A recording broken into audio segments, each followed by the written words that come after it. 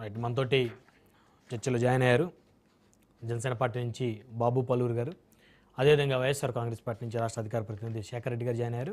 అదేవిధంగా రాజకీయ విశ్లేషకులు కృష్ణానంది గారు, సీనియర్ జర్నలిస్ట్ వారు కూడా జాయిన్ అయ్యారు.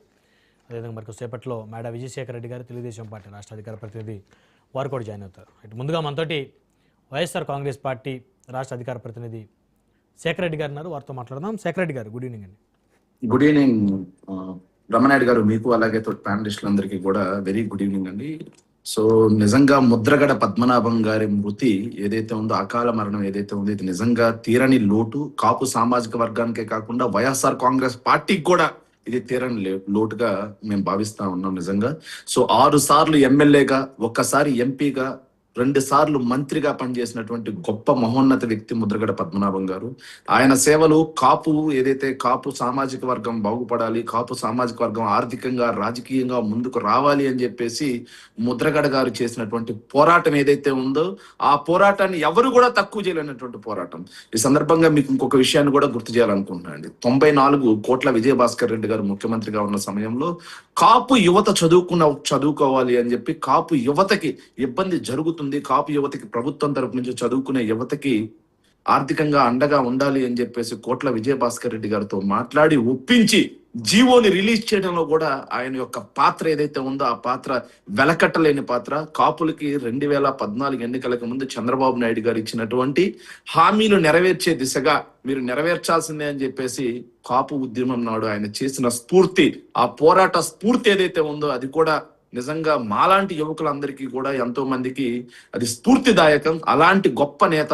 సో తన జీవితం మొత్తం కాపు భవిష్యత్తు కోసం, కాపుల యొక్క ఉన్నతి కోసం కష్టపడి ఈ రోజుకి కూడా చేతికి ఎముక లేకుండా పనిచేసినటువంటి గొప్ప మహోన్నత నేతను కోల్పోవడం వైఎస్ఆర్ కాంగ్రెస్ పార్టీకే కాదు, గోదావరి జిల్లాల వ్యాప్తంగా ఉన్న కాపు సామాజిక వర్గానికి మొత్తానికి కూడా తీరని లోటు. నిజంగా ఇలాంటి కష్టకాలంలో ఆయనకి కన్నీటి నివాళి అర్పిస్తూ ఆయన కుటుంబానికి వైఎస్ఆర్ కాంగ్రెస్ పార్టీ పూర్తిగా అన్ని రకాలుగా అండగా ఉంటుంది అన్న విషయాన్ని నిజంగా స్పష్టం చేస్తా ఉన్నాం.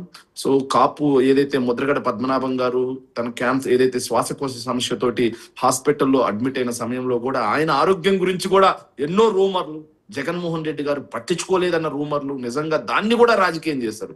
కానీ వైఎస్ఆర్ కాంగ్రెస్ పార్టీ ఎంతో కమిట్మెంట్ తో, జగన్మోహన్ రెడ్డి గారు ఎంతో కమిటెడ్ గా సింధు హాస్పిటల్ తో నేరుగా మాట్లాడి ఆయనకి మెరుగైన వైద్యం అందించడం కోసం అన్ని రకాలుగా వైఎస్ఆర్ కాంగ్రెస్ పార్టీ అండగా ఉన్నా, సో దేవుడు నిజంగా నిర్దయగా ఈరోజు ముద్రగడ పద్మనాభం గారిని తీసుకెళ్లడం మాత్రం చాలా తీరని లోటు. నాకు ప్రత్యేకంగా ముద్రగడ పద్మనాభం గారితో నేను 1-2 సందర్భాల్లో మాత్రమే కలవడం జరిగింది. అది కూడా 2024 ఎన్నికల్లో వైఎస్ఆర్ కాంగ్రెస్ పార్టీ ఓడిపోయిన తర్వాత మా కేంద్ర కార్యాలయంలో 2 సార్లు ముద్రగడ పద్మనాభం గారిని కలవడం జరిగింది.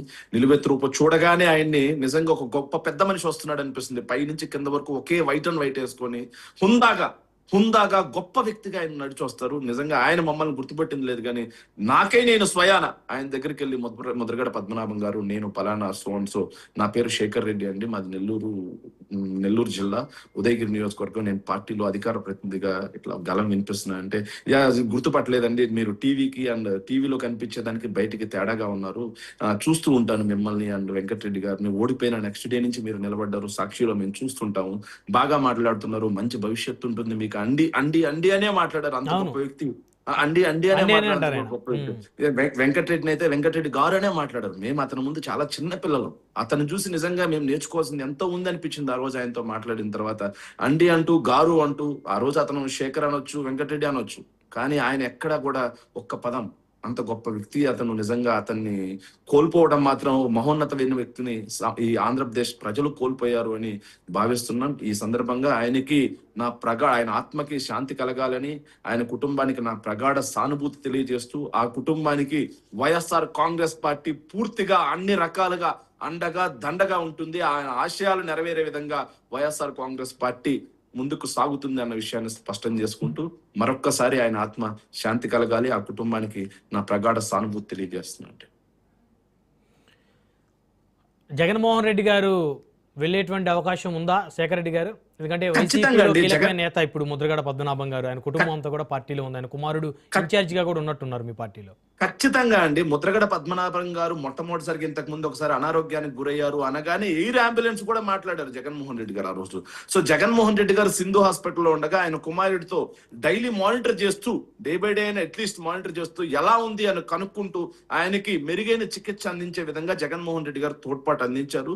సో ఈ రోజు కూడా ముద్రగడ పద్మనాభం గారు మరణించిన తర్వాత ఆయన కుమారుడు గిరిబాబు తోటి జగన్మోహన్ రెడ్డి గారు ఫోన్ లైన్ లో మాట్లాడడం జరిగింది.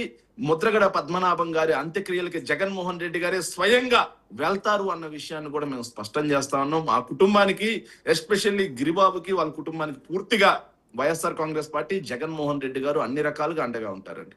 అదే ఎయిర్ అంబులెన్స్ కూడా మాట్లాడారని చెప్పేసి మీరు అంటున్నారు. ఆ అంశం మీద కూడా అనేక రకాలైనటువంటి రూమర్స్ కూడా చాలా మంది మాట్లాడిన పరిస్థితి ఉంది. మీ దృష్టికి వచ్చిందా? సార్, రాజకీయాలకి కాదేది అనర్హం సార్. మహానేత వైఎస్ఆర్ గారి మరణం గురించి కూడా ఎన్నో మాట్లాడారు. మహానేత వైఎస్ఆర్ గారి మరణంతో పాటుగా మహానేత వైఎస్ఆర్ గారి యొక్క ఏదైతే ఆత్మకి నివాళులు అర్పిస్తూ ఆయన యొక్క సమాధి దగ్గర జగన్మోహన్ రెడ్డి గారి నివాళులు అర్పించినప్పుడు కూడా దాని గురించి స్వయాన ముఖ్యమంత్రి గారే దిగజారి మాట్లాడినటువంటి సందర్భాలు మనం చూసాం. సో ఈ సందర్భంగా నేను రాజకీయ విమర్శల దగ్గరికి వెళ్ళదలుచుకోలేదు. ఆ రాజకీయ విమర్శలకి సమాధానం కూడా చెప్పదలుచుకోలేదు. ఎందుకంటే ముద్రగడ లాంటి గొప్ప వ్యక్తిని వైఎస్ఆర్ కుటుంబం, ఈ రోజు మేము వైఎస్ఆర్సీపీ కుటుంబం మేము కోల్పోయాం. ఈ రోజు మేము అందరం కూడా బాధలో ఉన్నాం. ఆయన ఆత్మకి శాంతి కలగాలి అని చెప్పి అందరం కూడా దేవుని ప్రార్థిస్తున్నాం. ఇలాంటి సందర్భంలో అలాంటి చీప్ రూమర్స్ కి, ఆ రాజకీయ జిమ్మిక్కులకి మేము సమాధానం చెప్పాలని కూడా మేము అనుకోవట్లేదు సార్. ఓకే.